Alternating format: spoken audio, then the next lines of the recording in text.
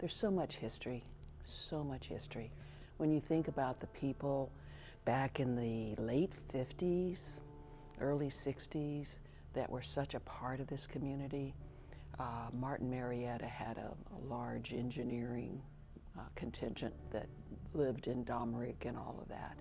And the people like Frank Vargo, who really saw that the community needed a sense of place. So when you know the history and how the community built this place, remember, this is not funded by any governmental agency. So when you think about that and that heritage, the people that are on our board, our staff, take that as a personal point of pride to really carry on what was that initial mandate and the legacy of those initial founders back in, well, we're celebrating this year, will be our 55th birthday, 55th anniversary.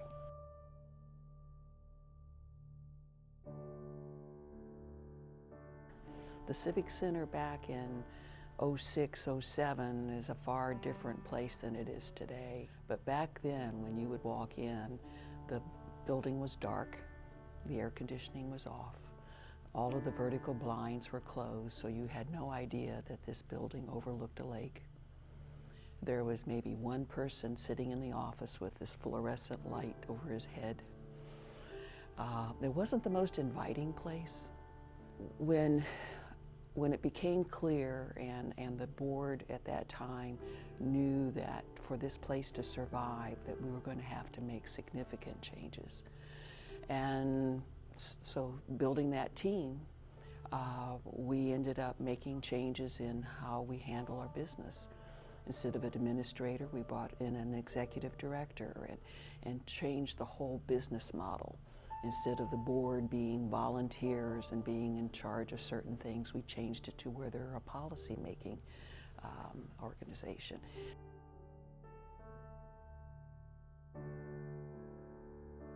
The first thing we did was took down those vertical blinds, and you would have thought that I had done some mortal sin because, oh, you can't do that, how are we going to handle? And it was like, now people say, we used to cover up our view. We actually had vertical blinds, but it's worked out great. We have a solution. If someone wants to have a black box kind of concept, we have the ability to do that. But it's amazing how that one thing that people thought we had to have those vertical blinds, and that taking those down was like the beginning. It was like taking down the wall in East Berlin. You know, once that happened, it was Katie bar the door. Everything just started to fall into place. The personnel, business just kept improving. People, just more repeat business. All of that feeds one another. And then we were also blessed with some amazing supporters who have made significant donations to help us with the remodeling aspects that we've gone through, like Linda's Corner, the Schieffer-Decker family. All of the board have contributed to help make things happen.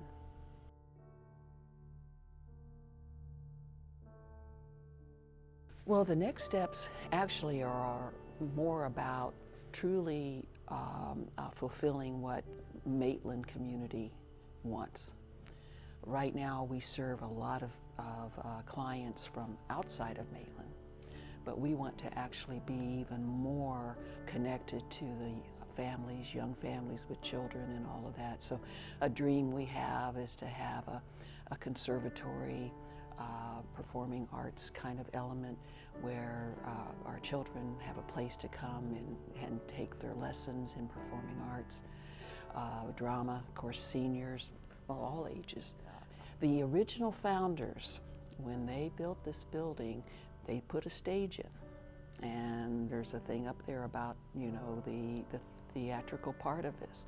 So again, in our continuing to try to fulfill the vision of the original founders, it's very supported by having this element of teaching and performing.